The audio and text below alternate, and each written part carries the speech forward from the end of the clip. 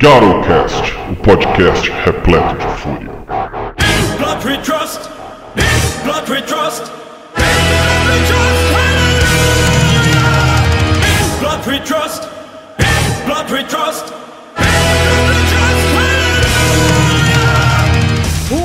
Muito de saudação para vocês, lupinos hominídeos impuros. Aqui quem fala é Chocos e Tizimices, saiam dos meus cárpatos. Oba, aqui quem fala é o Gustavo Mattioni novamente. E o melhor jeito de você matar um lobisomem é esperar 60 anos, porque vampiro não morre. E aí, amiguinhos, aqui é o Elton, eu sou RPGista e por alguma razão as coisas que eu faço sempre dão um dano a mais e é inconsciente. É sem querer, Júlio. E aí, pessoal, eu continuo sendo Pedro Nogueira e o melhor de todos os vampiros é William Dafoe em A Sombra do Vampiro. Puta que pariu. Você já viu esse filme? É fantástico, cara. Pô, o William Dafoe, ele não é sequer o melhor William Dafoe, sacou? Que isso, cara? É péssimo, velho. Não, como assim, Chocos? Eu sou obrigado a discordar de você, porque o melhor vampiro de todos é o Drácula, um vampiro muito louco. A cena dele levantando o caixão e batendo no lustre é impagável. Realmente. Bem, galera, nós estamos aqui hoje reunidos. Quando a gente mandou um Twitter pelo Garocast perguntando o que vocês queriam de pauta, nós somos assolados por respostas do tipo crossover. Então, se vocês poderem parar de encher o saco com crossover, nós vamos para o nosso próximo episódio de crossover. Agora o nosso último Garocast do ano de 2016. Então eu chamei aqui esse time... Como é? Bando de vampiro? Como é que é? É banda no sabá. Você pode falar coterri. Coterri, porra. É muito boiola, né? Chamei então essa coterri de vampiros. E aí hoje nós vamos conversar um pouco de Vampiro à Máscara. Vamos adentrar aí no território inimigo dos Garou. Vamos ver o que sai. Com muita sorte a gente consegue terminar o cast sem matarmos uns aos outros. Bom, eu chamo de cambada mesmo. A gente, assim como todo tipo de grupo, os vampiros eles só tentam coexistir. A gente não coexiste. Os vampiros não acabam coexistindo de verdade. É só uma tentativazinha. Elton, você falou aí de grupo, qual é o clã que você faz parte então, cara? O clã meu de origem, o primeiro que eu joguei, do qual eu sou super fã, mas isso em outra era, é o clã La Sombra, em outras épocas. Mas hoje eu jogo de historiador. Historiador é o meu clã, o clã da vez pra mim, e eu sou super fã desses caras. A percepção de imortalidade e tentar imortalizar o senso do que é ser humano ao longo de todas as eras, é fantástico isso. Essa é a maior tentativa aí de expressão do que é o vampiro, né? Pô, falou bonito. Obrigado. Esse discurso, acho que ele foi com presença, hein? E você, Gustavo? O clã que é o do coração é o clã Bruhá, né? É aquele clã que, se você pega a história dele, é o cara que tentou fazer certo de todas as maneiras possíveis. Mas sempre vinha a vida e dava uma porrada nele e falava que ele tinha que ir pelo caminho errado. Até o momento que ele jogou tudo pra cima e falou: se foda essa merda, eu vou dar porrada pra caralho. É um pensamento comum entre alguns dos lobisomens também. E já que nós estamos falando de lobisomens, só antes da gente começar de fato a falar sobre Vampiro à Máscara, quais são a tribo favorita de cada um de vocês dois? Senhor das Sombras aqui, meu amigo. Aê! Mais Como lá? Eu sou um hominídeo, Fiana, Filodox. Oh, Filodox. Tem infestação de Fiana aqui, cara. Caralho. Tá certo, uma das tribos mais populares. Enfim, galera, então vamos lá. O papo nosso hoje é Vampiro à Máscara.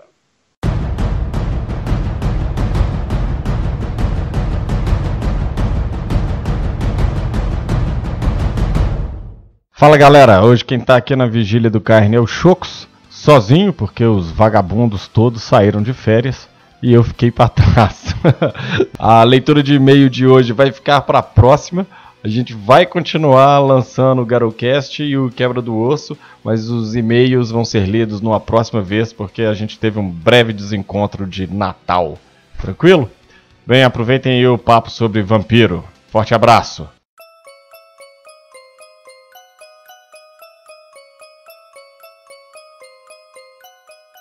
Pra gente poder começar a falar um pouco sobre o jogo, eu vou perguntar pra você sobre o que é o jogo de fato. Né? Existe muita discussão a respeito de Vampiro, de como que o jogo, através das edições, ele foi virando de uma coisa pra outra. Eu não sei se vocês têm essa percepção como eu, mas eu vou percebendo na linha que o jogo ele vai saindo de uma coisa de horror pessoal, de um jogo de horror, para ir virando um jogo político, em especial da segunda para a terceira edição. Eu nunca tive tanto contato, na verdade, eu não tive contato nenhum com a primeira edição de Vampiro. Mas então, sobre o que é o jogo de Vampiro à Máscara?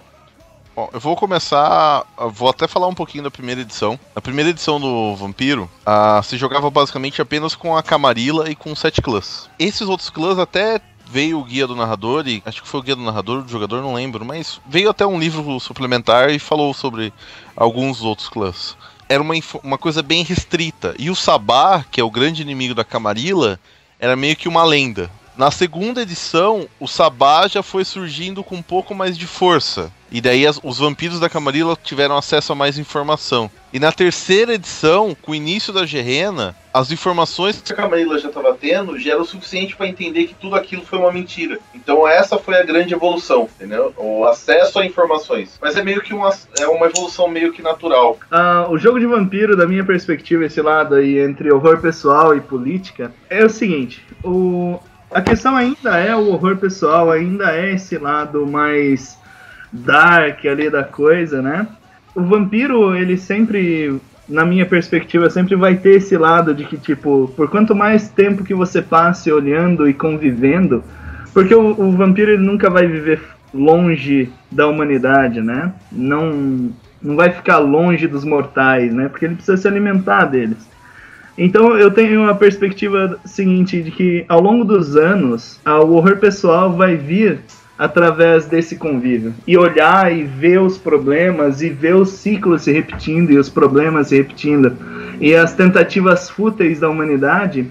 E para os vampiros que estão envolvidos na política, ver os próprios vampiros, os neófitos, que são os vampiros jovens, repetindo as mesmas coisas e cada vez mais. Então, a política faz parte do horror pessoal, porque na política é onde o vampiro tenta expressar ele como um membro de um grupo e ele tentar demonstrar como ele realmente pode representar um ideal, como ele pode buscar e lutar por aquilo que ele acredita na filosofia dele. Então, a política faz parte desse horror pessoal. Não são coisas separadas. O horror pessoal ele acaba se desmontando em diversas formas. E na tentativa, por exemplo, dentro da Camarilla, né, o vampiro vai tentar existir dentro dessa pequena política dentro da cidade dele. E ele, ao longo do tempo, querendo ou não, ele vai perceber que a política não leva a nada. Então, as decepções do vampiro nunca acabam. Mesmo aquele que procura a política, ao longo dos anos, ele vai acabar se deparando com que tudo aquilo que ele construiu, na realidade, não é nada. Ele foi só mais um peão de um ser acima dele. Exato, ou talvez ninguém nem percebeu ele, nem no jogo ele estava. Eu acho interessante, é uma coisa que é muito comum o pessoal discutir no Facebook, nos diversos grupos. Esse balanço entre seguir um jogo mais em horror pessoal e você seguir um jogo mais da porrada e superpoderosos e Power Rangers das trevas e tudo mais. Eu acho legal que se você olhar o vampiro em si, os defeitos que cada um dos clãs tem muita gente que simplesmente olha pro defeito e não vê o horror pessoal que existe nesse defeito. O defeito que é muito discutido, que o Elton até falou que é um clã predileto dele, é o La Sombra. Todo mundo que fala assim, nossa, eu não tenho reflexo, só pensa na qualidade que eu não vou ser filmado por câmeras. Que legal. Não, cara, você tem 1000 anos e você não consegue olhar pra tua cara. Exatamente. Você não sabe como que você é. Um cara pintou você, o cara pode ter feito um xizinho e falado que era você, velho. Você não sabe. O Bruhá, ele tem aquela fúria dele. Tipo, o cara já tentou todas as maneiras possíveis. A única coisa que sobra na vida dele é partir pra violência, porque ele não consegue mais raciocinar. Isso é bem cria de Fenris. O toreador ele fica pasmo pelo belo, porque dentro, tipo, já não é mais assim, entendeu? É a busca da perfeição, tipo, ele fica pasmo por algo que é supostamente perfeito, que talvez nem seja. O Elton pode até dialogar um pouco mais. Os defeitos de vampiro são exatamente para trazer os personagens pro horror pessoal. Não é algo a ser ignorado, é algo para ser sempre trabalhado dentro do jogo. Entendi. O defeito do clã é uma coisa muito importante dentro do Vampiro à Máscara. É ele que vai ditar ali a mudança e a perspectiva que o vampiro tem do mundo, né? Porque a visão dele muda, né? Ele vê o mundo de um outro jeito. Então, falando aí de um dos defeitos que eu acho mais legais, que é o defeito do Bruhá, o sangue fervente ali, ele tá sempre na paixão, né? Se você for parar pra pensar, ele tá sempre na paixão. Ele tá sempre apaixonado por aquilo que ele acredita e é muito forte a ponto dele perder a cabeça. Então, é tipo aquela sua paixãozinha de quando você é adolescente, assim, e de repente alguém fala alguma coisa errada, contrária àquilo que você vê da perfeição da sua filosofia de vida. Isso explode a sua cabeça, você para de raciocinar. E imagina isso pela eternidade. É incrível, cara. Você passou isso só durante a adolescência, imagina pela eternidade. É incrível. É um defeito fantástico. Outro defeito que, tipo, parece muito idiota quando você simplesmente lê e passa por cima. O defeito do Clutch-Zimice, por exemplo. O defeito do Clutch-Zimice é que ele tem que dormir perto do solo da terra onde ele nasceu. Ué, não tem nada demais, é só eu andar com um saquinho de terra, certo? Não, beleza. Velho, você quer ser um vampiro que vai dominar o mundo inteiro e você ainda assim é dependente de onde você nasceu. Sim. Você vai todo dia, ao iniciar do sol, olhar para aquele lugar e você vai ter que lembrar de onde você veio. Não, e pior do que isso, né? Você também nunca vai poder progredir na vida em sentido de se tornar uma coisa diferente daquilo. Você vai estar submetido às transformações do lugar. Se você tá jogando com os Zimice da Transilvânia e a Transilvânia tá passando por uma guerra, foi mal. Você vai morrer, provavelmente. E não é só isso não, né, velho? Se já é ruim você dormir na sua cama, toda fofinha, quando tem, sei lá, um grão de areia lá, imagina você dormir em volta em terra. Olha que bosta, né? Não interessa. Porra, durante séculos eu fiquei milionário, mas ainda assim eu deito a cabeça num monte de terra, porra, pelo amor de Deus. O jogo de Vampiro à Máscara, ele foi, sem dúvida nenhuma, o RPG mais popular, em especial durante a década de 90, né? Foi um boom que chegou isso aqui no Brasil e revolucionou, sem dúvida nenhuma, o mercado de RPG. Todo lugar que você ia, a galera tava jogando Vampiro.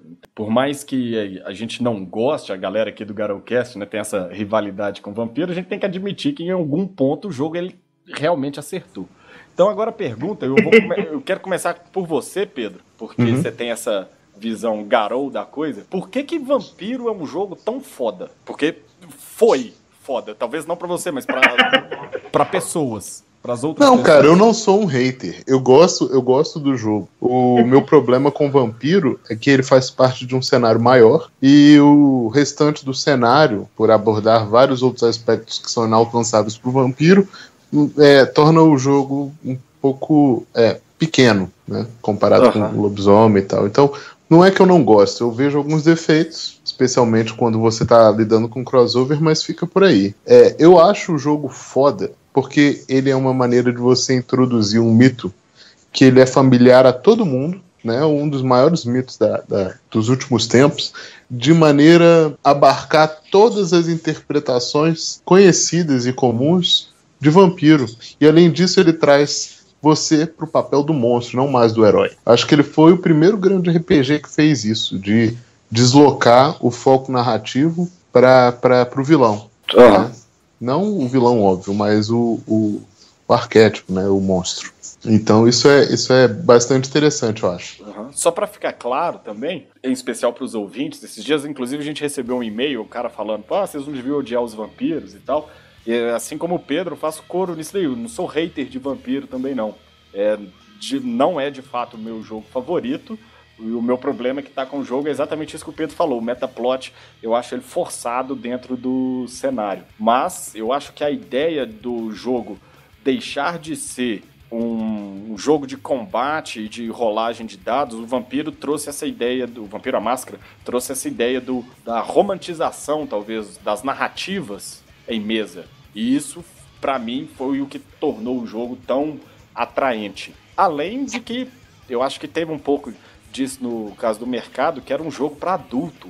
Ah, você tem 15 anos, você não quer jogar o que o moleque de 13 anos tá jogando, você vai jogar um jogo de adulto, entendeu? Então acho que teve um pouco dessa mística do jogo violento e tal. Tudo. Tem mais uma coisinha que eu acho que vale a pena levantar, porque deve ser o caso da maioria dos ouvintes, é o meu caso, é o caso do meu irmão também, várias pessoas que jogam RPG com a gente.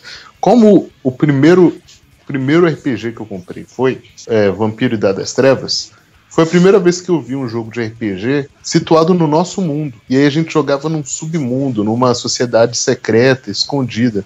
Isso daí vai ser verdade depois para Vampiro, para Lobisomem, para Mago, para todos os jogos da White Wolf. Isso é um padrão, né? Mas Vampiro foi a primeira vez que eu joguei assim. Né? Não compensa dizer Shadowrun, por exemplo, que é no nosso mundo, mas é num futuro que também tem fantasia e tal. É outro mundo, de fato. E no mundo das trevas, não. Nós estamos jogando numa versão muito parecida com o nosso mundo, do nosso dia a dia. Isso daí, pra mim, foi novidade. Foi bastante atrativo quando eu comecei a jogar. Mas isso são as opiniões através dos nossos olhos lupinos. E vamos aí pros cainitas da discussão. Antes de continuar, eu gostaria de declarar que eu não utilizei presença em nenhum desses dois participantes. Eles defenderam o Vampiro por vontade própria. Não, e outra coisa, eu não tenho presença. Quem tem presença é meus personagens. Não levem pra essa bitolação também. Eu acho que o que fez Vampiro à Máscara vender tão bem é um conjunto de algumas coisas. Primeiro, você tinha personagens altamente expansivos. Por exemplo, você na primeira edição, você tinha o Brujah, que era supostamente o guerreiro, mas o Brujah ele também era apto a não ser o guerreiro. Você tinha, por exemplo, o Tremere, que é o mago, mas você poderia fazer um mago que dá soco. Entendi. Então o jogo quebrava essa coisa de classe, né?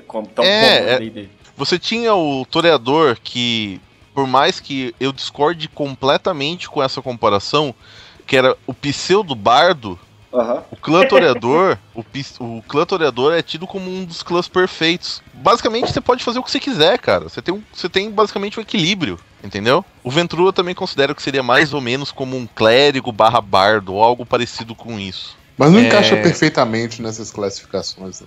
Mas, claro que não encaixa. Mas seria algo parecido com isso. Você poderia expandir até esse ponto, ou você poderia fazer algo mais livre. Sim, e por isso que é legal, né? Porque é isso que eu acho que foi uma ideia. Existe uma liberdade, mas que não é uma liberdade plena, porque aí também ficaria muito perdido. E outra coisa que é interessante é, veja a quantidade de coisas que estão sendo colocadas na apresentação do jogo. Você é membro de uma sociedade secreta que controla a humanidade por cima. Você tem poderes. Você é um vampiro. Você participa de política e você é super forte. Você conseguiu pegar... Pensa que isso é basicamente revolucionário na época. Então você conseguiu juntar um monte de coisas tidas como legais, assim, que funcionariam separadas. Tipo, você vai jogar com membros de uma sociedade secreta. Já é legal. Um jogo. Você vai jogar com vampiros, puta, já é um jogo. Você vai jogar com monstros, já é um jogo. Você vai jogar com pessoas que mudam a história do mundo por detrás dos panos, controlando. Tipo os Illuminati. Já é um jogo. Então assim, o cara conseguiu amarrar tudo isso num jogo só. Eu acho que o grande atrativo foi esse. O cara ter personagens que não eram estáticos, comparado ao D&D. Claro que dá pra você fazer milhões de combinações no D&D, mas você foge do quesito classe e o cara conseguiu juntar diversas histórias em um jogo só. E da minha perspectiva, assim, uma das coisas que vale a pena jogar é exatamente dentro do metaplot, sabe? Igual vocês falaram, né, que tipo, ele não consegue participar das coisas, né? Só que assim, dentro da maior parte ali dos outros gêneros de jogo, né, das outras criaturas do universo, todas elas têm aquele seu pico da sociedade, o pico da raça, e daí ele entra em decadência. Os vampiros, eles não têm esse pico, né? Eles estavam lá observando, eles vão continuar observando e vão continuar vendo. Então, o que os vampiros são, da minha perspectiva, é meio que um registro dos olhos humanos do que aconteceu aqui, no mundo que acaba se refletindo pelo resto aí dos outros universos e mundos fora do que a gente consegue ver. Ô Elton, Oi. Deixa eu só te interromper aqui, cara. Anota aí, por favor, 2 pontos de experiência. Quando você juntar 30, você pode comprar uma camiseta Eu Não Vivo Sem o Metaplot, né? Que a gente vai lançar aí no futuro, porque nós também não vivemos sem, né? Isso daí é uma constante no Battlecast. E eu queria fazer uma observação sobre o que você disse aí, cara, que eu achei muito interessante, que é o seguinte: quando eu li O Vampiro pela primeira vez e me familiarizei com a mitologia de Caim, aquela coisa toda, achei aquilo fantástico. Depois eu conheci Lobisomem, e aí o universo ampliou mais ainda, porque tem o mundo espiritual, tem a trindade metafísica e tudo mais. Aí depois, quando eu conheci Mago, que saiu do mundo animista e veio mais para conceitos abstratos, eu achei que o universo se ampliou ainda mais, entende? De forma que Vampiro tinha ficado pequeno em relação ao restante do metaplot compartilhado do mundo das trevas. Mas você acabou de falar uma coisa que não resolve esse problema na minha cabeça, mas pelo menos ameniza. Que você falou assim, que os vampiros são um registro, digamos assim, da memória humana, né, do ponto de vista dos homens. E aí, fazendo uma analogia com o que é mais familiar pra gente, não sei se você conhece os Mokolé. Os Mokolé, que são uma raça metamórfica, né, eles têm a capacidade de lembrar de memórias, assim, pré-históricas, né. Só que eles memória não são... de Gaia, né? Isso, a memória da Terra e tal, dos primeiros seres e tudo mais. De forma que eles são registros vivos, mas não da memória dos humanos. Exato. Né? São das bestas, das criaturas pré-históricas. Se os vampiros funcionam como registros da memória humana, faz sentido que a metafísica deles fale sobre Caim, porque isso daí é um conceito da religião humana. Né? Exato. Vai fazer sentido que eles tenham ligação com sei lá, com o Egito Antigo, porque foram uma das primeiras civilizações. E aí você acabou de melhorar, na minha cabeça pelo menos, esse problema que eu via com vampiro, entendeu? E assim, olhando dentro da mitologia aí, ninguém nunca arranhou tão fundo a Terra quanto os humanos, né? Se for pra ter a perspectiva aonde for causar um efeito profundo na existência do que é a Terra, é através dos olhos humanos, né? Porque, querendo ou não, foi escrito por humanos, então nossa perspectiva é sempre colocar a gente ou como o criador da algazarra ou como o sofredor dela, né? E no fim das contas, o vampiro é isso, né? Ele vai ver tudo isso. Eu sempre costumo dizer que é muito bom ter essa visão do vampiro, porque ele vê tudo isso acontecendo, né? Tudo isso desde a perspectiva humana, né? Ele vê essas coisas acontecendo e ele começa a ter a noção onde o predador dele, os predadores, né? Porque tudo mata vampiro. Ele começa a perceber que depois que ele passa a fase neófito, e a fase neófito é onde o vampiro se sente a criatura mais poderosa do mundo, né? Ele passa essa fase, ele começa a perceber que não existe um poder absoluto, que tudo acaba, tudo morre, tudo declina, tudo se destrói. Então não existe um poder absoluto. Então ele passa por uma falta de alento, ele percebe que existe uma falta de um poder supremo indicando o caminho, e que é simplesmente o ciclo acontecendo novamente. E assim eu acabo dizendo sempre pro pessoal, né, quando o pessoal me pergunta o que é vampiro. Eu falo, você tem que lembrar, cara, que vampiro vai ver o fim do mundo. Só que ele vai ver o fim do mundo se ele acontecer de noite. Se ele acontecer de dia, ele não vai ver. Eu sempre falo isso pro pessoal. Esse negócio da história, é uma coisa interessante. Dentro do cenário World of Darkness, entre as criaturas, a que está mais ligada com o humano é o vampiro. Sem dúvida. O restante é um patamar um pouco acima, né? Bem, eu acho que falar sobre o que é um vampiro vai ser chover no molhado. Todo mundo aí tá cansado de saber, né? A gente já começou a mencionar, são as criaturas que elas... O primeiro deles foi Caim, que ao matar Abel, ele é amaldiçoado por Deus e, enfim, tem toda aquela história. Mas aí o Elton estava falando a respeito da criação de vampiros, então vamos mencionar um pouco aí a respeito do abraço. A ideia que eu tenho, pro lobisomem, a primeira mudança é sempre algo muito traumático e que vai percorrer toda a vida do Garou, né? Ele vai sempre lembrar daquilo e aquela coisa toda. Nos jogos onde eu participei de Vampiro à Máscara, o abraço é deixado um pouco de lado, não tem tanto esse impacto durante o jogo. Eu até entendo que, por mais traumático que seja, depois de milhares de anos, o vampiro, uma hora, ele vai superar aquilo, eu acho.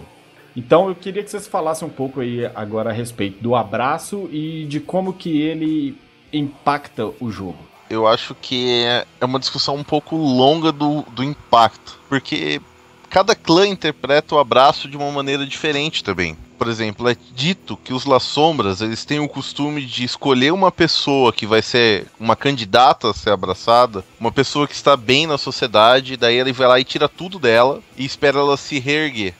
Se ela se reerguer, ele tira tudo de novo para ver se ela vai se reerguer de novo. Quando ele enjoar, ele fode a vida dela de vez, para que ele só tenha a opção de escolher o abraço. E ele fala, ou você vai ser abraçado ou você vai morrer. Claro que isso é uma das técnicas que vai mudar de La Sombra para La Sombra, mas isso é descrito no Clanbook até.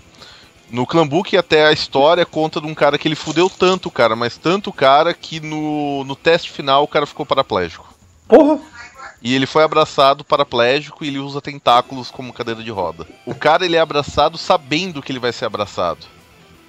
Agora você tem, assim, um exemplo de um Nosferatu. O abraço de um Nosferatu vai ser um bagulho que ele nunca vai esquecer. Porque dentro de um período de 24 horas a 48 horas, o corpo dele vai começar a se deteriorar. É nesse período de 48 horas que vai começar a aparecer feridas na pele dele. E talvez isso aconteça durante a noite. E o corpo dele vai começar a distorcer. E deve ser um processo extremamente doloroso. Algo que não dá pra esquecer.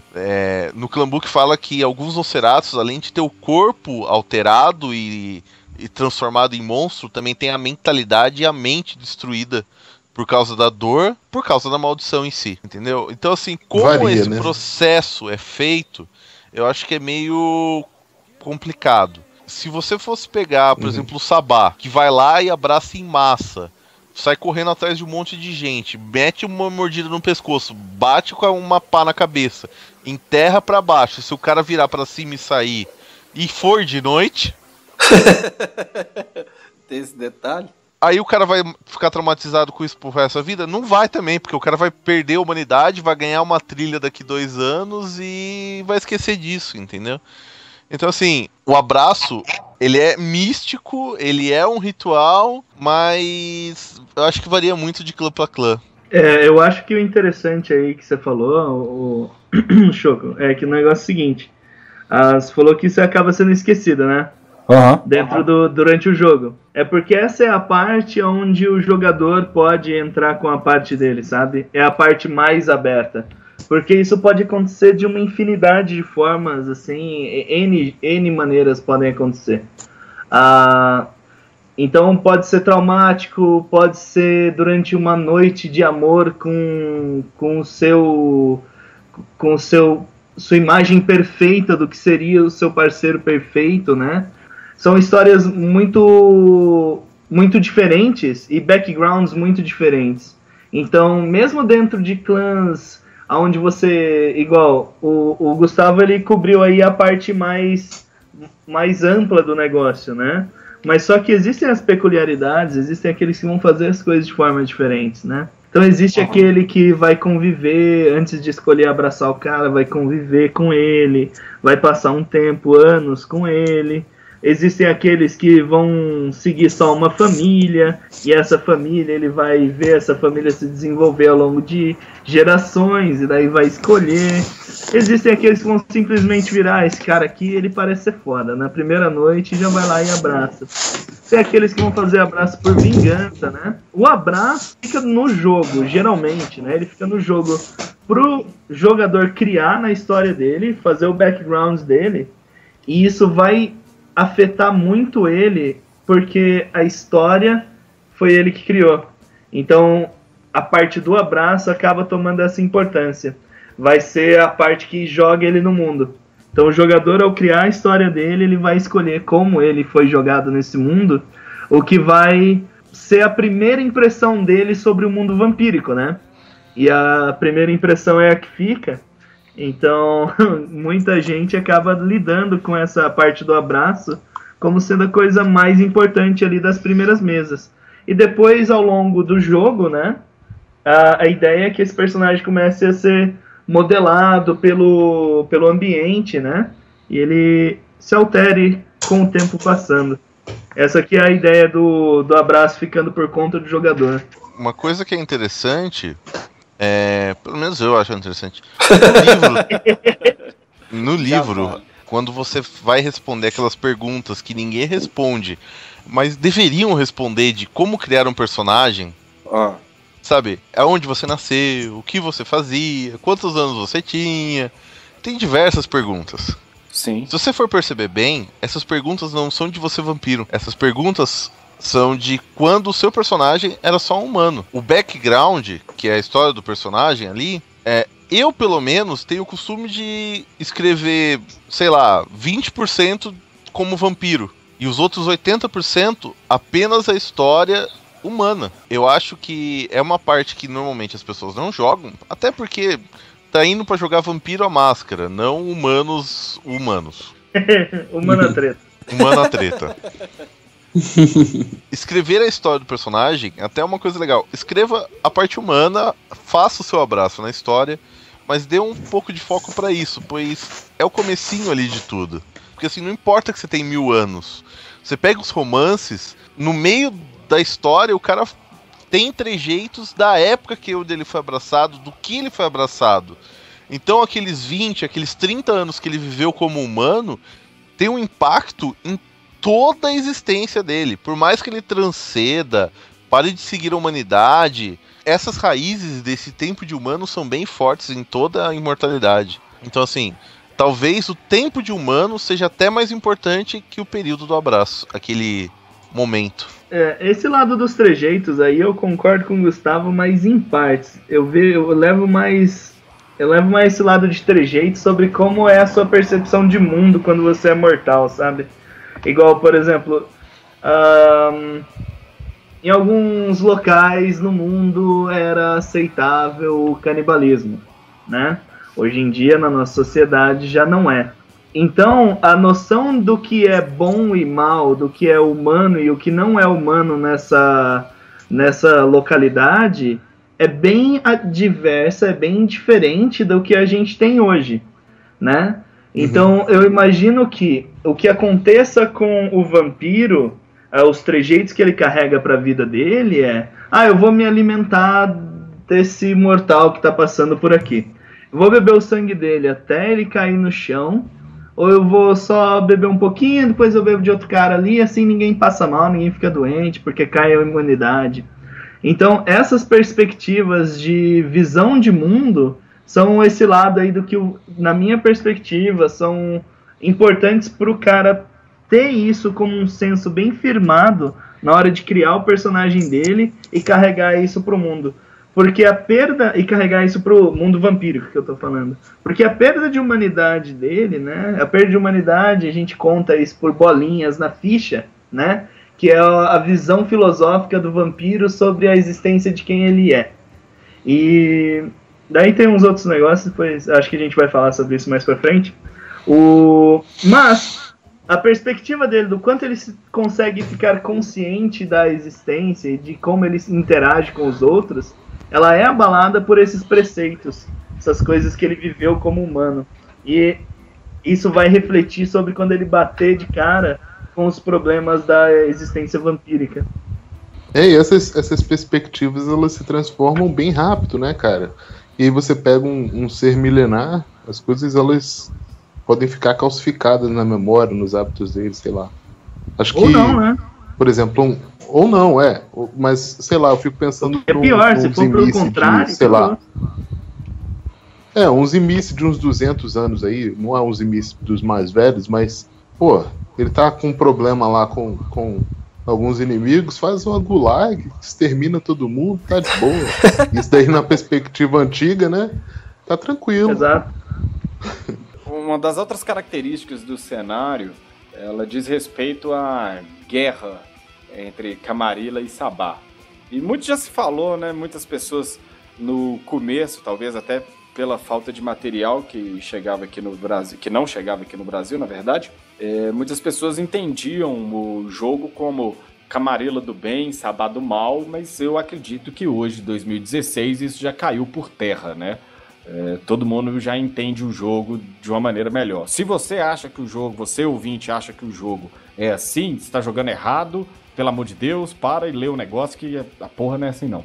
Mas então, eu queria comentar um pouquinho a respeito dessa guerra da Camarilla e Sabá. Por que é que existe esse conflito? Pensa assim, você tem uma vizinha fofoqueira que sai falando tudo que você faz. E todos Durante os seus 1000 segredos. Durante 1000 anos. Durante 1000 anos. Você tá no meio do jantar da cozinha, tá ligado? Tá aquele jantar de Natal, todo mundo ali. Você chega na tua vizinha, caralho, não dá mais. Ela olha pra você, mostra o dedo pro meio, não dá, você vai ver só. E fez o Sabá. O que existe, na verdade, é uma briga política ali. Tipo, um querendo o controle das massas, que é a Camarilla, e o outro querendo a distribuição das ideias, que é o Sabá. Só que o Sabá ele resolveu controlar por meio de religião. E a Camarilla resolveu controlar por meio de poder e corrupção. Então, assim, não é que o Sabá é malvado. Se você for olhar friamente, quem é malvado de verdade é a Camarilla, que tá fazendo que, tipo, todos os membros da Camarilla sejam leigos contra a Gerena. E o Sabá tá falando assim, gente, o bichão vai acordar e vai matar nós tudo. Vamos se preparar pra matar eles? Claro que a ideia acabou debandando. Mas assim, não tem essa de bom e mal, né? E além do mais, pra você ter ideia como o negócio é defasado, na terceira edição existem 3 livros. Guia da Camarilla, Guia do Sabá e Guia dos Anarquistas, que tem a mesma quantidade de páginas. O Guia do Anarquista ainda é o melhor de todos, que tipo, os anarquistas basicamente falaram, velho, se matem, tô de boa. Mas assim, é tô de boa mesmo, facilita. Entendeu? Vai lá, aqui ó, eu limpo o chão pra vocês se matar, mas deixa eu quieto. Bota fé. Tipicamente, quais são os clãs mesmo de cada um dessas facções? Tizimice, La Sombra na Sabá. Isso com um clã mesmo, né? Depois tem as milhões e milhões de linhagens. É que a gente não vai entrar porque, né, ninguém quer, pelo amor de Deus, 72 não dá tempo. horas de cast. Na Camarilla temos Tremere, Toreador, Malcaviano, Ventrul, Bruhá. Gangrel é mais ou menos ali e tá faltando Nosferatu. Se eu falei algum, perdão aí. A Samhita no finalzinho da terceira edição, começo do V20, também está na Camarilla em uma parte. Não sabia não. Ravnus, Setita, quem mais tá faltando? Giovanni e Gangrel como independente. A perspectiva que você joga é a que acaba caindo no nosso jogo, né? Mas assim, eu gosto sempre de falar sobre o que causou isso, né? O que causa tudo isso. A gente sempre acaba indo pelo lado da guerreira chegando e que vai ter treta e que todo mundo vai morrer. Mas só que houve uma grande extinção em massa dos vampiros também, né? Uma tentativa de extinção em massa. Não funcionou muito. Teve um grande risco que a gente correu, né? Na época da Inquisição ali, né? Então isso foi um grande problema.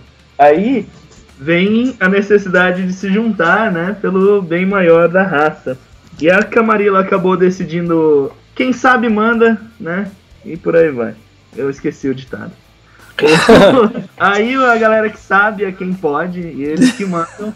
E eles viram e falam que alguns preferem formar uma sociedade e controlar essa juventudezinha através aí meio que de uma comunidade com uma política bem estruturada e leis para que sejam seguidas ao pé da letra e por aí vai, para que eles consigam ali brigar entre eles e deixar os mais velhos com os problemas realmente que importam na cabeça deles. Dentro do lado do Sabá ali, o negócio fica mais da questão que eles preferem jogar a crença para a juventude pro lado de realmente crença, um lado bem religião mesmo, para eles seguirem aquilo como a maior verdade, a verdade absoluta da coisa, né? E é assim que os grandes idosos lá acabam controlando os seus mais jovens, né? Isso afeta imagina como se fosse realmente uma sociedade se desenvolvendo, um grupo se desenvolvendo,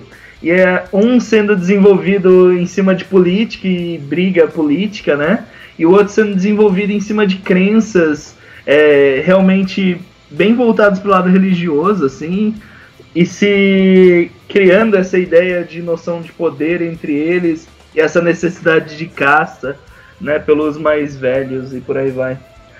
Então, são duas sociedades que se estruturaram de formas bem diferentes e são sociedades extremistas, né? Dentro da cabeça dos jovens desses grupos, eles têm que ser extremistas. Então eles precisam ter um inimigo para que eles consigam comprovar a perspectiva de existência dele, né? Porque imagina você jovem parando e olhando ao longo da sua eternidade, você percebe, eu vou viver para sempre. E o que eu vou fazer? Não tem muito o que se fazer quando você vive para sempre, além de olhar as coisas. Então a não ser que você seja um baita de um voyeur, você vai sofrer. Aí você cria inimigos, porque inimigos vão te dar essa força para você seguir, vão te dar o que fazer, né? Uhum. E é aí onde surge essa guerra, porque os jovens do Sabá, eles são mandados para guerrear, né, nos abraços em massa aí da vida, ou mesmo um abraço raro que seja planejado. Eles são feitos para proteger essas crenças deles, né? E matar anciões e diabelizar e manter o sangue forte para conseguir combater e se proteger durante a guerra. Já na Camarilla... Eu fiquei imaginando o Sairi chegando pra cria. Não, você foi planejado, você foi planejado. Exatamente isso. E é exatamente isso mesmo. E dentro da Camarilla, né, você tem a sua sociedade, e você precisa proteger as suas leis. E daí você tem lá o fora da lei, que é o Sabá, para você poder ir cuidar dos problemas dele. Aí é onde a Camarilla acaba sendo mais próspera, assim, mais prolífica, vamos dizer assim, né? Próspera é bem subjetivo, né? Mais numerosa. É justamente porque dentro da Camarilla ali você consegue se esconder, né? Dentro das dobrinhas da gordura do governo, você consegue se esconder em alguns cantinhos, você vai sobrevivendo por muito mais tempo, né? Desculpa, Elton, um comentário interessante nesse ponto de você sobreviver. Se você acha que foi os Ventrue, isso serve pra quem tá escutando. Se você acha que foi os Ventrue que fundaram a Camarilla, tem duas opções. Ou você é Ventrue, ou você não entendeu a história. Porque assim, peguem um pouco ali a história, tentem descobrir mais ou menos como foi a fundação. A fundação da Camarilla consiste em basicamente pessoas tentando sobreviver por mais tempo. Exato. A única coisa que fizeram, pegaram aquele cara ali, ó, esse cara é o Ventrue, ele acha que é o líder. Vamos ficar botando pilha nele pra falar que é ele que vai sair com essa ideia foda, pra ele comprar a ideia e a gente fica de boa. Até existem teorias que o Sabá só existe pra existir um grande inimigo bicho-papão pra Camarilla continuar sobrevivendo e continuando quieta. Que tanto que a maior defesa disso daí eu vou falar de um personagem, que é o Lord Kersh, que é o Warlord de guerra da Camarilla. Esse filho da puta tem dupla personalidade. E ao mesmo tempo que ele é o Warlord da Camarilla, ele é o Serafim da Black Hand. Então assim, ele mantém a guerra equilibrada. Pra nenhum dos dois lados ganharem. Ele é o general máximo dos dois lados. E ele não quer que a guerra acabe. Se a guerra acabar, ele perde o emprego, porra. Qualquer livro que você vai pegar de história, de personagens, você vai encontrar personagens falando que a guerra é real e tudo mais. Mas esses personagens param ali na 7ª, na 6ª geração. Ainda sobra a 5ª e 4ª ali pra contar a história. Que são os caras que realmente estão por cima. Então você não lê romances onde tem personagem de 4ª geração participando, personagem de 5ª, personagem de 6ª participando. É difícil. Que são realmente os caras máximos ali da manipulação. Então, por mais que você fale que grandes anciões do Sabá lutam contra a Camarilla e grandes anciões da Camarilla lutam contra o Sabá, cara, nem é tão grande ancião assim não, tem muito peixe maior. Que não tá nem ali participando do negócio. Então a verdade mesmo ali sempre fica aquele negócio ali, fica a seu critério, a sua imaginação. Mas sempre pense, um vampiro, o maior antagonista de vampiro não é lobisomem, é um vampiro mais velho. Só pra lembrar aí os ouvintes aí, porque eu não vou conseguir resistir à piada bosta, mas quando você for fazer um personagem de vampiro, nunca faça um vampiro de 5ª. Tudo um psh. Puta que pariu, hein? Pô, quem chamou esse cara? Eu tenho uma tradição a cumprir que é de fazer piadas horrorosas. Então, check. Vamos continuar aí, então. A gente já mencionou aí uma porrada dos clãs, e no começo a gente perguntou a respeito dos clãs favoritos. Eu gostaria de saber de vocês quais são os clãs que vocês menos gostam, ou os que vocês julgam menos interessantes. E aí, eu tô falando dos 3, 6, 9, 12, 13 clãs, tá certo? Camarilla, Sabá e Independente, sem as linhagens. Nós não vamos falar de linhagem aqui, vá procurar essa informação em outro lugar. Ofendeu umas pessoas aí. Falou do caralho, exatamente. Vai procurar essa informação na casa do caralho, foi o que eu quis dizer. Obrigado, filho. Eu acho que um dos clãs, não que seja ruim, mas ele começou com uma ideia muito boa e foi estragado. É o clã Malkaviano. Porque, pra mim, eles sempre foram o clã iluminado, o clã dos segredos, o clã do futuro, quem sabia que a Gerena ia acontecer, e isso, aquilo outro. Aí você olha propriamente a ficha de um Malkaviano relativamente fortinho, ele não faz nada disso, entendeu? Fica só na ideia. Assim, um ancião super poderoso até faz, mas eu meio que acho que o jogo foi feito pra você jogar com os neófitos. Uhum. Então, assim, eu sempre achei Malkaviano meio fora ali, meio... Não que não tenham Malkavianos muito legais, que eu já vi ideias de Malkavianos fenomenais, personagens Malkavianos fenomenais. Eu só acho o clã fraco. Aham. É minha vez de ofender as pessoas agora. Tá. É um clã que realmente não, na minha opinião fecal, não deveria existir de maneira alguma, é o clã Tremere. Ah, os filha da puta. Pelo amor de Deus, cara. O clãzinho mais inútil. Cara, não faz... Não adiciona nada. É só um clã pra ter poderes. Porra, vai jogar de mago, velho. Você quer desenvolver poder, quer soltar bola de fogo, manja. Tremere é um desperdício de tempo e é jogar... É só... Assim, manja... Como a Camarilla, tudo que a gente falou, tudo como o Sabá a gente falou, tudo aquilo existe em cima de ocupar os jovens para que os jovens não façam merda e de que tem aquela busca para você conseguir perceber a verdade por trás da verdade, né? A máscara não é a máscara para os mortais, mas é a máscara dentro do universo imortal. O Tremere, ele tem o mundinho dele, onde o que ele faz? Vou comprar pontos de trilha, vou aprender um novo poder. Eu sei jogar bola de fogo, mas agora eu quero aprender a fazer a árvore crescer.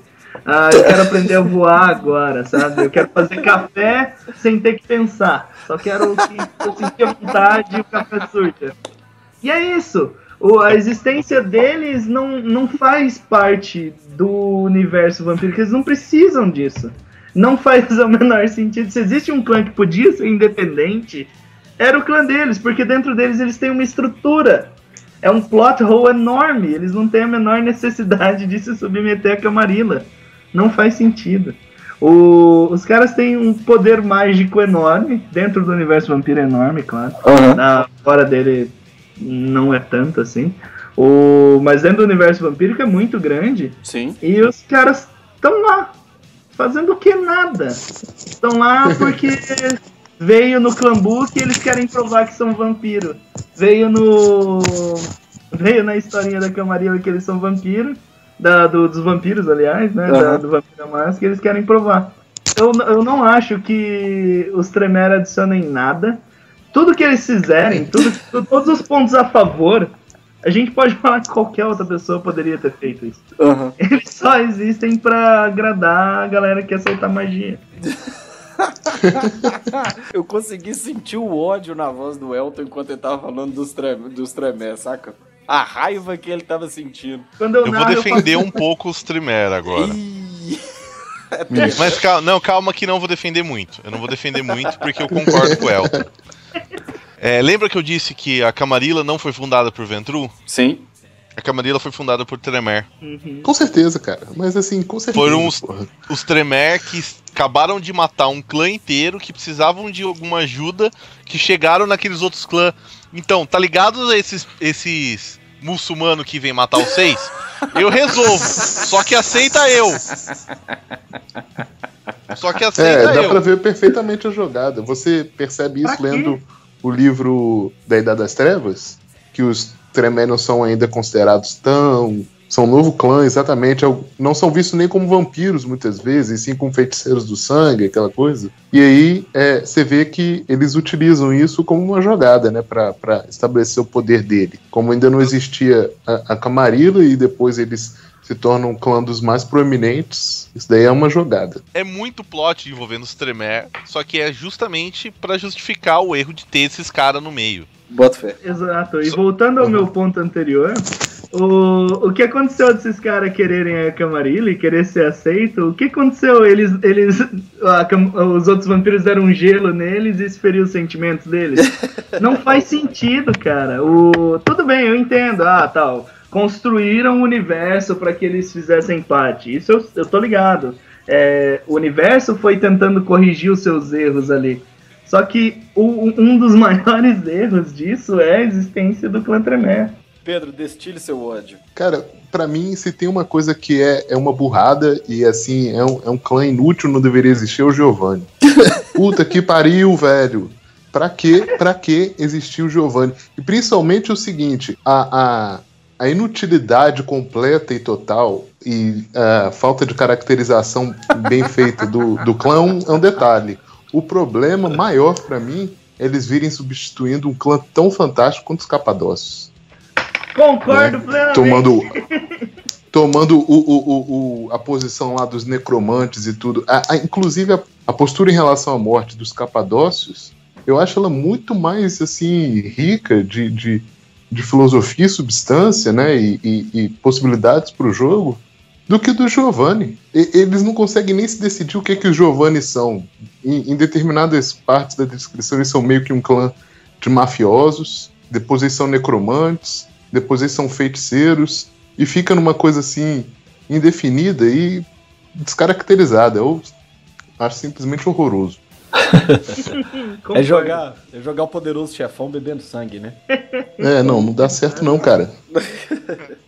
É uma parada esquisita mesmo. Eu tava comentando isso antes da gente começar a gravar. Eu tenho um desconforto com os malcavianos, mas não por causa do clã. Até eu não tenho tanto conhecimento assim pra analisar, por exemplo, a parte da mecânica, igual o Gustavo tava falando e tal, tudo.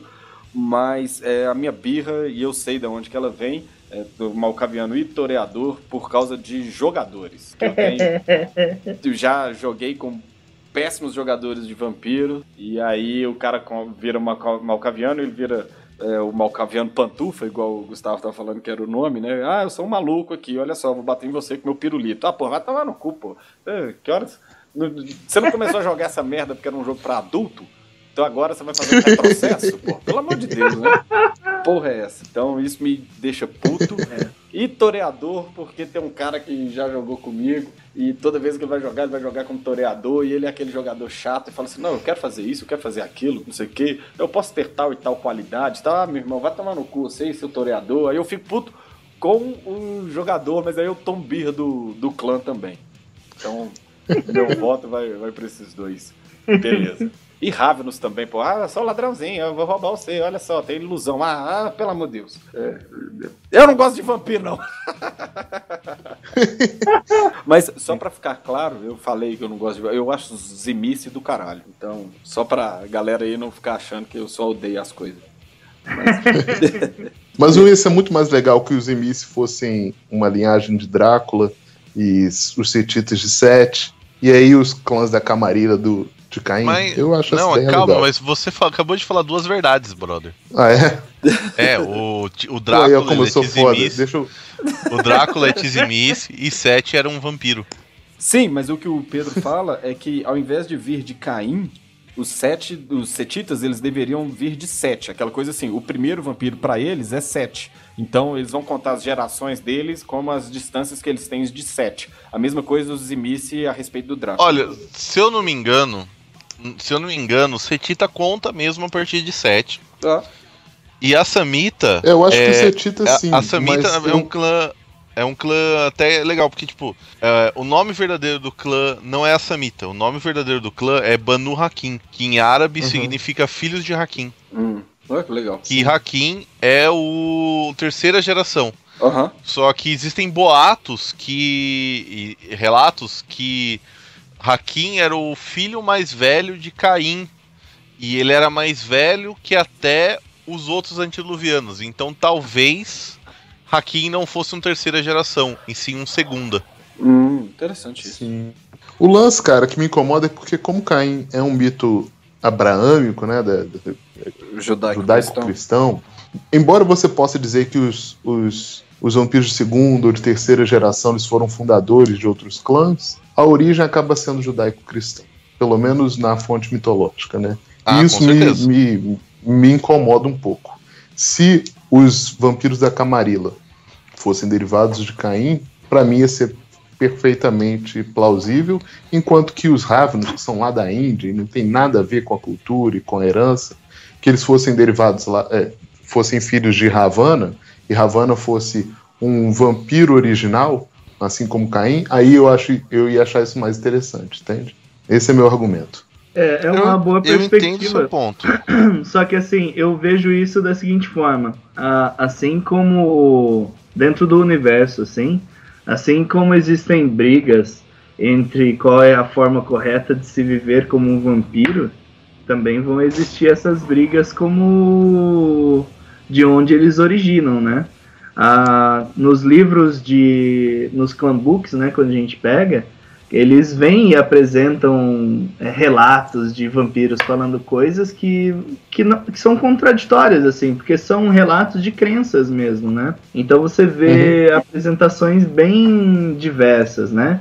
O Sete tem uma passagem, parece que eles falam que o Sete, quando ele virou, ele bebeu da água do Rio da Morte, parece, alguma coisa assim, e ele se transformou em vampiro original do clã, né? E isso é uma discussão muito grande, assim, né? Entre os vampiros quando vão decidir a origem deles, né? Isso também faz parte de toda essa crença. E existem aqueles que simplesmente, como dentro daquele passado a crer, ignorar essa parte. Existem os estudos, os estudiosos, só que não importa muito. É igual a busca pelo elo perdido. Houve uma época onde todo mundo era louco por encontrar, e agora isso meio que se reduziu. A gente sabe que a gente foi evoluindo, e meio que para eu seguir com a minha vida, isso meio que não importa, né? Então, para alguns vampiros, eles simplesmente ignoram de onde eles vieram, e outros que decidem acreditar em alguma coisa acabam lutando por isso, para garantir o direito de crer deles, né? Beleza. A gente falou um pouquinho, o Gustavo mencionou a respeito do antagonista de vampiros ser vampiros mais velhos. Isso é um padrão? Todo mundo enxerga isso dessa forma? Ou vocês acham que os vampiros eles têm outros antagonistas também? Depende. É Power Ranger das Trevas ou é Vampiro da Máscara? Vampiro à Máscara. Power Rangers das Trevas. Vamos começar com desanimei Power Rangers aqui. das Trevas, porra. Então, beleza. Vamos começar com o Power Rangers das Trevas. Cara, Power Ranger das Trevas é tudo, velho. Vampiro sai no tapa com lobisomem. Vampiro sai no tapa até com o Wraith se conseguir acertar. Vixe. Entendeu? Então, assim, agora se for Vampiro à Máscara, cara, Vampiro é o ser mais fraco de todos eles. Ah, mas existe os antediluvianos, certo? Existe. Ele não é pra você jogar. Você tem 13... 9-5. 5. Você tem 7-5-3 aqui em cima e você tem 3 pontos de disciplina. Seja feliz. Ah, mas meu narrador me deu 50 de XP. Ainda Então, não é um diluviano. Né, Você não é, velho. Narrador. Não é, velho. Não vai rolar. Se for pra colocar no pau a pau, tem dom de Garou que é tipo resetar o ciclo. Você encosta no Garou, no lobo do vampiro, ele vira pó. É, mas é um dom de nível 6. Tudo bem, cara. Se a gente tá falando de diluviano, dá pra encontrar isso aí. Sim, mas pra que ele vai fazer isso? Se ele pode simplesmente esperar amanhecer e arrastar o cara pelo pé. Sim, tem isso. Ele não precisa ter nada. O que eu quero dizer com isso aqui, eu não quero entrar num versus mode, a ideia não é essa, mas é que o cenário de lobisomem, ele lida com coisas cósmicas. Então, a possibilidade, a simples possibilidade do lobisomem à noite, ele traz um espírito que é um pássaro de fogo, que é o sol, porra, pelo amor de Deus. Então, assim, olha a escala do jogo. Não, pode isso ser eu não até estou falando menos. de um antediluviano, só quero... Não, dá pra ser até menos. Não... Eu acho que as coisas são muito mais simples. Se a gente pegar as 3 criaturas clássicas do mundo das trevas, vampiro, lobisomem e mago. Os magos, eles foram criados pra mudar as coisas, né? Fazer transformações. Os lobisomens foram criados para matar. E os vampiros? A única vantagem que os vampiros têm é que eles são sobreviventes. Eles sobrevivem justamente porque em todos os outros aspectos eles são mais fracos. Na minha opinião, ainda a melhor estratégia, tudo bem que ela não dá pra você fazer em mesa, normalmente, assim, mas assim, a melhor estratégia pra um vampiro ganhar de um lobisomem é dormir 60 anos. É exatamente o que você falou Não, no tá começo, louco. né, pô? Acabou. Dormir não, tá louco? O cara pega uma pedrinha numa corda lá e chega na sua casa, velho. Mas só você pegar e, ó, vou dar um pulo em outro país, sei lá. Não, mas assim, tipo, o que Vou seja, fazer uma entendeu? cria, deixar o cara solto na cidade e vou fugir, velho. Aí ele encontra esse cara, pega ele, tô feliz da vida longe. Não, pode ser, entendeu? Mas assim, tipo, vou fazer algo assim, entendeu? Cara, eu cara, acho que espera, existem velho. aspectos do jogo que a gente ignora quando a gente leva em consideração o crossover que são tão óbvios que dificultam, então impossibilitam mesmo o confronto direto, que é coisa do tipo assim, o vampiro, para ele se esconder do lobisomem, só precisa entrar no local de refúgio dele, ele só precisa andar na cidade. Os lobisomens, eles não vão estar na cidade, em sua maioria. Né? Então, pô, o lobisomem, se ele entrar na cidade pra lutar com o vampiro, ele já vai estar em desvantagem numérica, estratégica e tudo mais. Então, existem vários pormenores a serem considerados. Tem uma estratégia também muito boa pra você ganhar de um lobisomem, que é uma técnica muito sacana. Você chega pro seu lobisomem querido e fala assim, então ó. não ensina não, ué. Senão a galera vai... Aí você vai gostar. Você chega assim, essa aí é muito boa pra você fazer quando você joga de Ventru.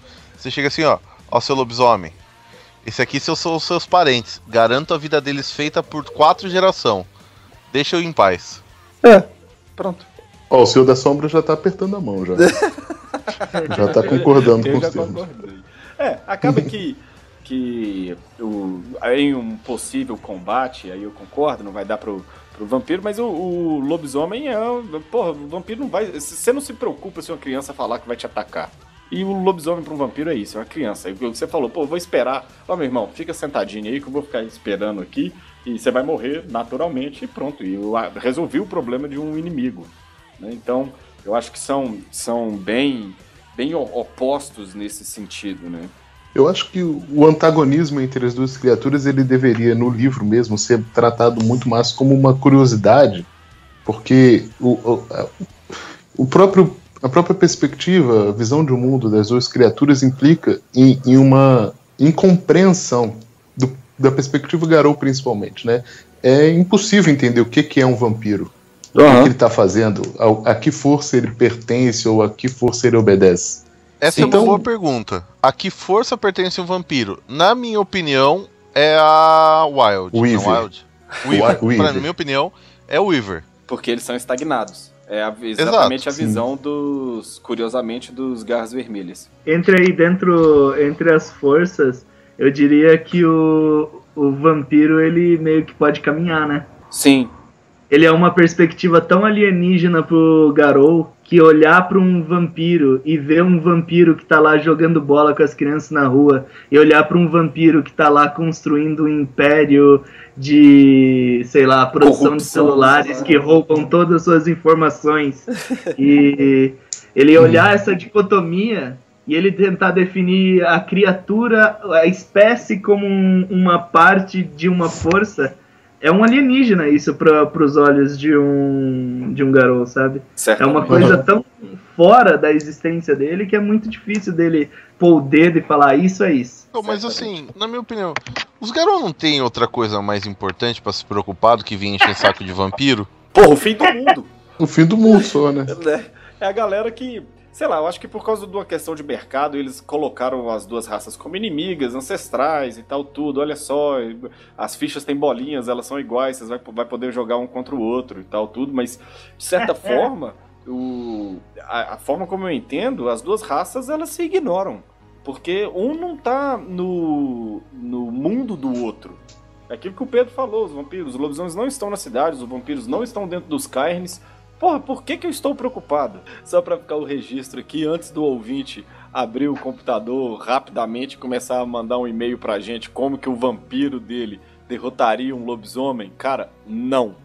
Não faça isso. Ele não quer ler essa porra, não quer saber de qual disciplina vai ferrar o lobisomem, nem nada do tipo. Acabou o assunto, não escreve. Escreve sobre outra coisa, porra. Nós estamos filosofando do jogo aqui, ajuda a gente. Vamos lá. Mas dá pra você matar usando quimerismo, dá pra você matar usando tenebrosidade. Faz o seguinte, ouvinte, faz um 1x1 e grava, que a gente nunca vai lançar. Dentro da jaula, por favor. Põe os dois num cage assim, de UFC e deixa o pau quebrar. A gente começou a falar de como as coisas começaram e tal, tudo, então agora vamos lá pro final sobre a Gehenna. Ela existe, ela não existe, vai vir os antediluvianos, Caim tá vivo, como é que é essa porra aí? Me explica. Cara, depende da edição, depende... Eu gosto da frase do grande senhor Mark Hagen. Essa frase tocou meu coração e ela é: a Gehenna vai acontecer amanhã e amanhã vai ser depois de amanhã. E assim vai. Passando por uma parte um pouco mais técnica. Se você for considerar os livros publicados pela White Wolf, que se resumem até a terceira edição, a Gehenna aconteceu, ela tem 4 finais possíveis, sendo o final canônico: a máscara foi quebrada, vampiros são coisas descobertas, Manhattan virou um monstro gigantesco e destruiu Nova York no meio de uma guerra com vampiros, lobisomens e coisas explodindo. É isso aí.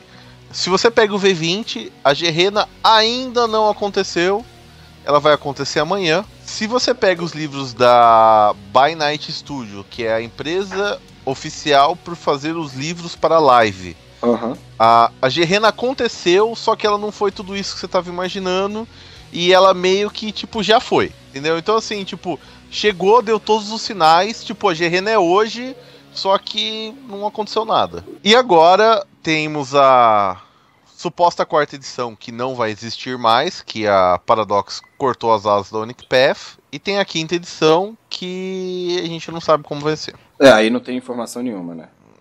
Exatamente. Então, a minha perspectiva de Gehenna, ou Gehenna, sei lá, não importa como é que é a pronúncia correta disso. Cara, não faz o menor sentido você se preocupar com isso, né? É igual, tipo, você acreditar por exemplo, você é cristão e acredita no que o apocalipse vai acontecer. Tá, e aí, cara, o que você vai fazer sobre isso? Sabe? Não tem muito o que você fazer, além de seguir com a vida.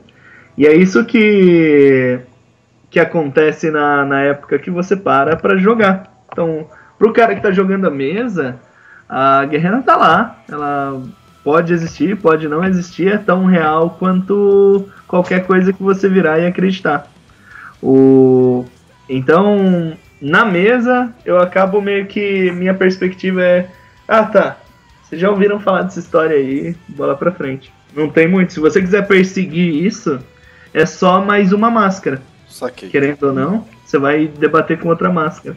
Eu posso mandar uma mensagem pro coração de algum dos narradores? Por favor. Você, narrador de Vampiro à Máscara, que já fez Caim aparecer em uma das suas mesas, e você fez o seu grupo matar Caim, não se preocupe, a Gerena não é nada. Se você fez isso, meu irmão, a Gerena vai chegar pra você. Pode ficar esperando. Cara, eu concordo com o que o Elton falou aí. Eu acho que a Gerena, a profecia do Apocalipse, a Guerra da Ascensão, todas essas coisas são só nomes. E eles não descrevem, eles não preveem os eventos, os fenômenos de fato, né? Eles são só interpretações. E aí, a Gerena, ela, no meu ponto de vista, ela se apresenta como a Guerra Fria, né? Existe a possibilidade de um conflito. Esse conflito vai acontecer? Não sei, talvez. O que alimenta a possibilidade desse conflito é a ideia que ele possa existir. Não são outras forças. Eu cheguei a mandar essa ideia pro fórum da UnixPath, né? Chegou a ser contado assim, falaram até um pouquinho, mas eu acho que seria uma coisa que resolveria muito. O que na verdade é a Gerena? Foi uma grande piada malcaviana. Chegou no dia lá, tava o Serginho Malandro com a máscara do Máscara. Falou, yeah! Então, enganei vocês tudo. Aí todo mundo mata o clã malcaviano e tudo continua normal, feliz e contente. Serve bem seus propósitos, né? Sim, perfeito. E daí, tipo, daria pra reestruturar quase todo o World of Darkness, porque, tipo, qual a necessidade de existir o Sabá, sendo que o Sabá foi enganado? E a Camarilla, o que ela vai fazer nesse momento? Porque, tipo, ela enganou todos os súditos dela, falando que, tipo, esse negócio meio que não existia, mas era por medo, mas, tipo, era verdade, mas não é, entendeu? Uhum. E eu acho que seria uma plotline interessante no final da Gerena. Melhor do que realizar a Gerena em si. E já acabava com esse clã bosta aí. Então, agora uma pergunta meio, vamos dizer assim, técnica. Pra vocês, qual que é o melhor suplemento de Vampiro à Máscara? Dos, sei lá, 400 livros que existem. Eu prefiro nenhum.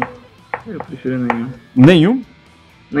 Nenhum, porque os suplementos, eles acabam entrando em coisas que afastam da perspectiva mais... Na minha opinião, obviamente.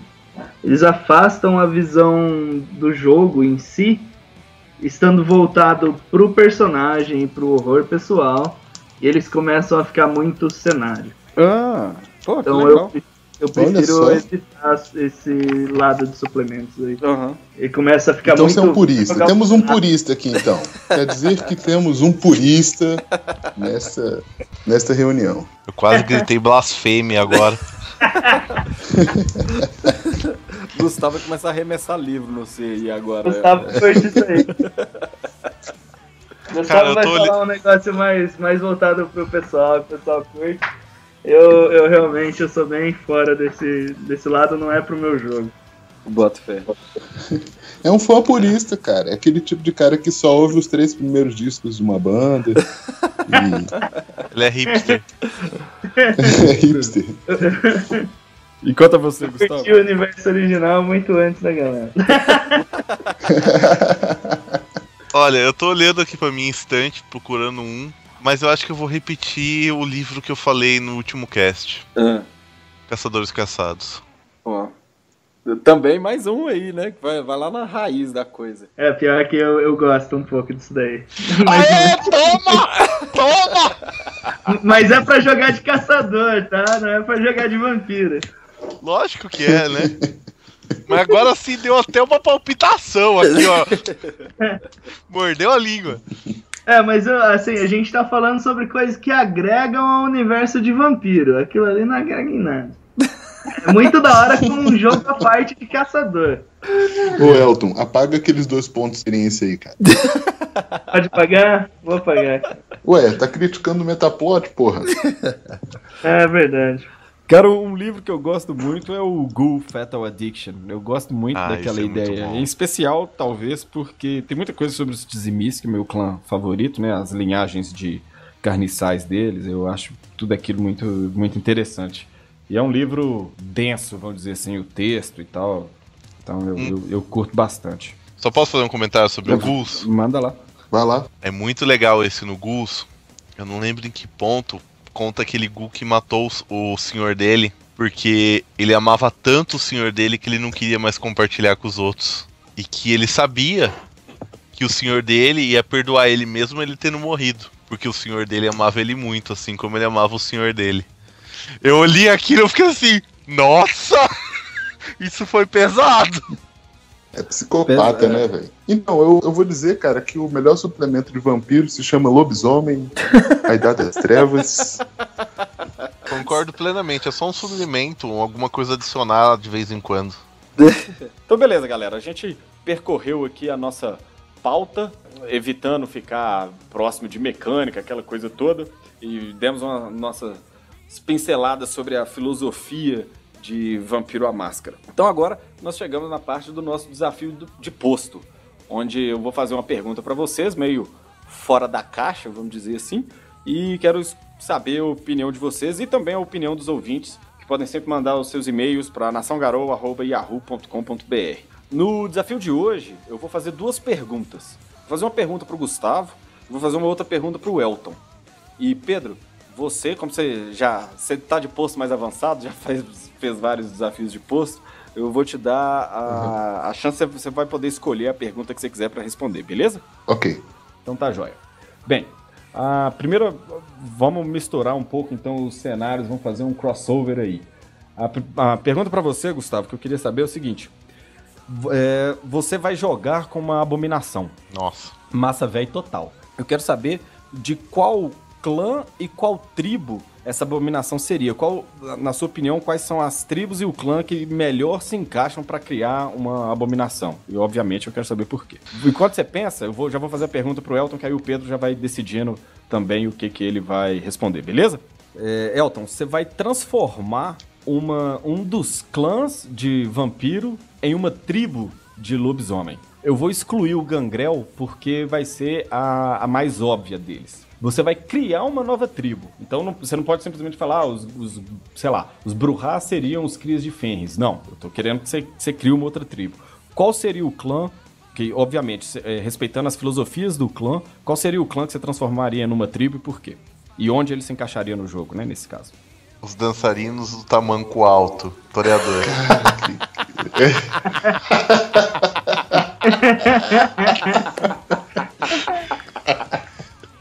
Sobre a minha pergunta, eu acho que o que combina é um case real, que é até legal sobre essa discussão de qual cenário tá certo e qual cenário tá errado. Um La Sombra com Senhor das Sombras, que é um caso que existe, que é um La Sombra que entrou no abismo e começa a ter um dom pra ele ganhar gnose do abismo, não é? Um Senhor das Sombras, isso. É um Senhor das Sombras. Só que na mitologia do vampiro, o abismo é o La Sombra. O La Sombra, né? O terceiro. O La Sombra. Uhum. Então talvez esse Senhor das Sombras, ele seja na verdade uma cria do La Sombra. Porque eu acho que combina ali todo naquela...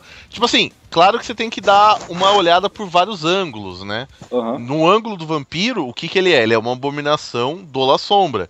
No ângulo do Garou, o que ele é? O Senhor das Sombras que foi abraçado pelo abismo. Uhum. E eu acho que essa união ficou muito boa. Sim.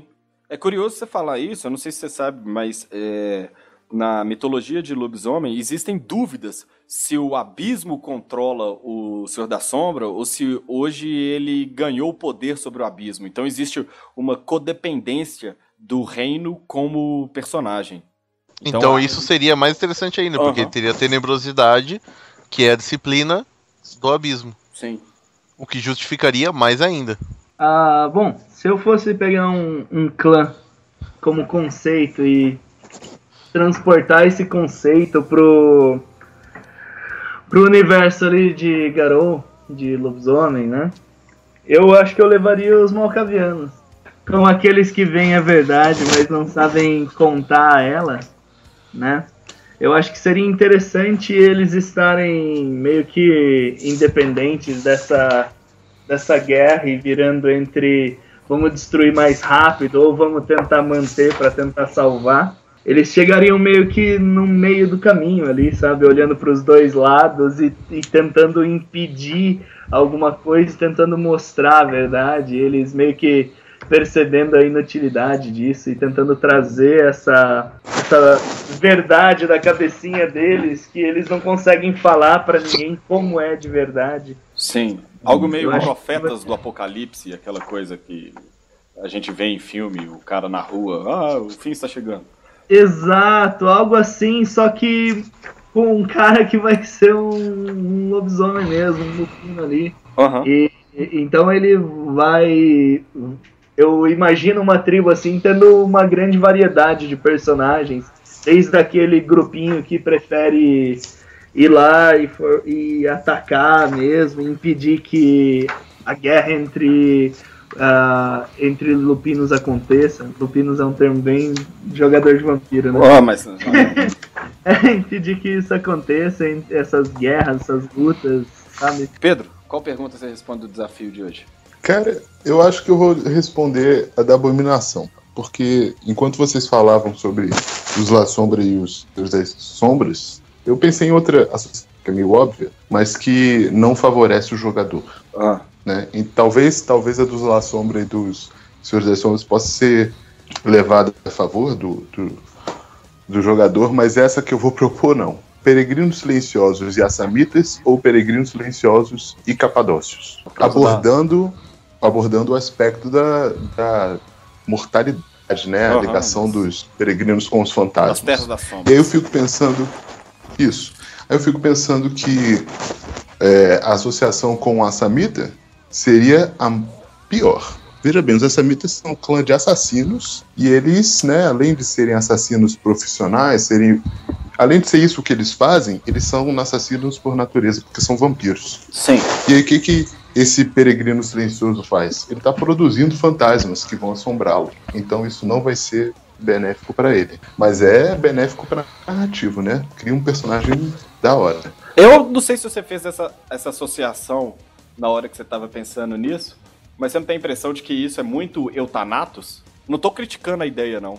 Mas foi uma coisa que me veio na cabeça. O cara que ele não só mata, mas ele vê o outro lado também, a roda girar completamente.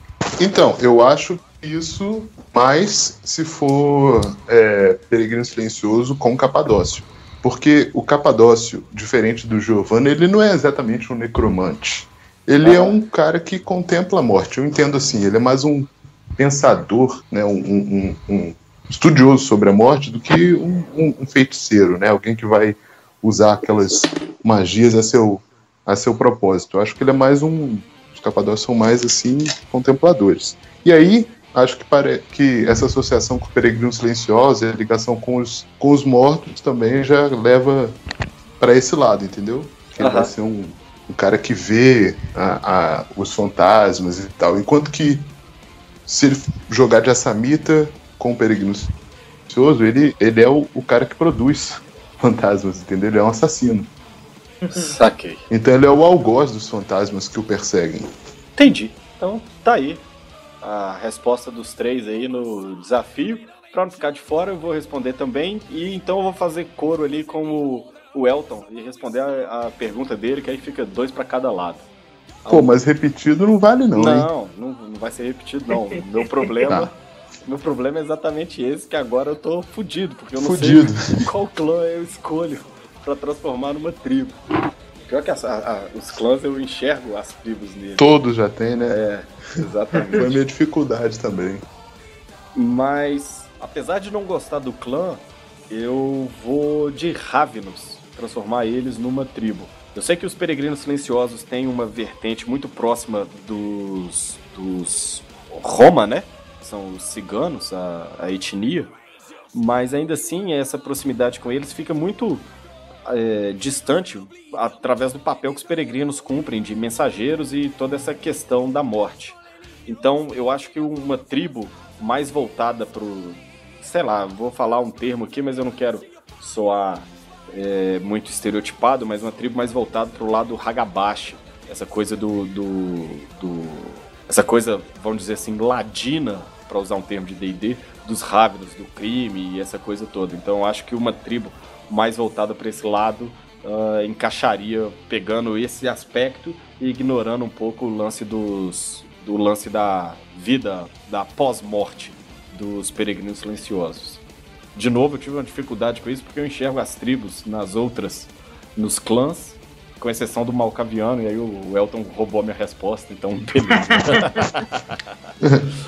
Mas, ô Chocos, só pra eu desafiar você mais, você não vai recusar o desafio porque a Daga da Falha, né? Qual totem dessa tribo aí? Então tá, Pedro, pra ficar no universo animista de lobisomem e fugir dos totens que já existem no livro básico, eu vou ir de guaxinim. O cara vai pegar os objetos brilhantes e levar tudo pra dentro da toca dele. Legal. Enfim, então beleza, galera, esse aí foi o nosso Garocast de crossover final de ano aí, conforme vocês pediram, a respeito de Vampiro, a Máscara. Eu espero que vocês tenham gostado. Vocês ainda vão escutar aí tanto o Elton quanto o Gustavo vai fazer aí ainda um Garocast a respeito de live action, e então no futuro vocês vão escutar mais uma vez esses dois personagens do Garocast. Quero agradecer aqui, Gustavo e Elton, muito obrigado pela participação. Opa, tamo Eu que junto. agradeço.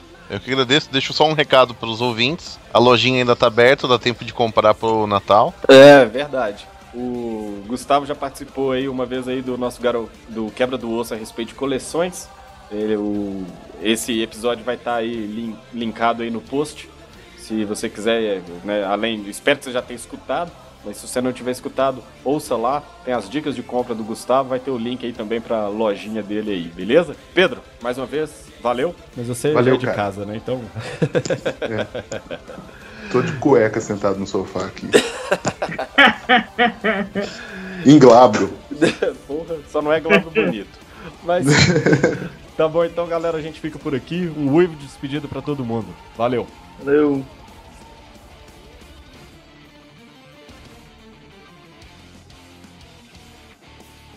Foi tudo? Foi. Então, Foi. então assim, Ficou esquisito isso. tá certo? Ai. Já tem o blooper aí, ó. Chocos. Já tem o blooper.